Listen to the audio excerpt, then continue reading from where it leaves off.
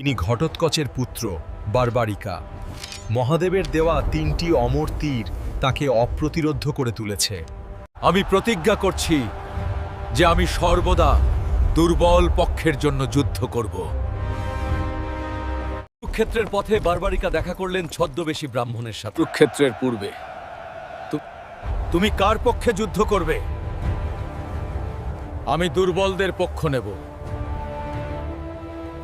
নিজের শক্তি পরীক্ষা করার জন্য ভগবান কৃষ্ণ বারবারিককে এই বিশাল গাছের প্রতিটি পাতা একটি মাত্র তীর দিয়ে বিদ্ধ করার চ্যালেঞ্জ জানান। শ্রীকৃষ্ণের আদেশে মহাবীর বারবারিকা তার ধনুক থেকে একটি মাত্র তীর নিক্ষেপ করলেন।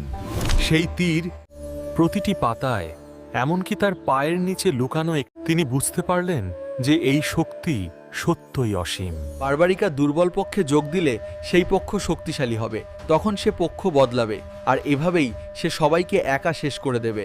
তুমি যুদ্ধে অংশ নেয়ার গুরুদক্ষিণা দাও। আপনি যা চাইবেন আমি তাই দেব। চাইলেন বারবারিকা যুদ্ধ না করুক। গুরুদক্ষিণা হিসেবে শ্রীকৃষ্ণ তার মস্তক চাইলেন। হাস্যমুখে বারবারিক তা ছেদন করে তার চরণে অর্পণ করলেন। বারবারিক এই যুদ্ধ পুরোটুকু দেখতে চেয়েছিলেন, তাই ভগবান শ্রীকৃষ্ণ যোদ্ধা বারবারিকায়ের মস্তক স্থাপন করেছিলেন উচ্চতম শৃঙ্গে।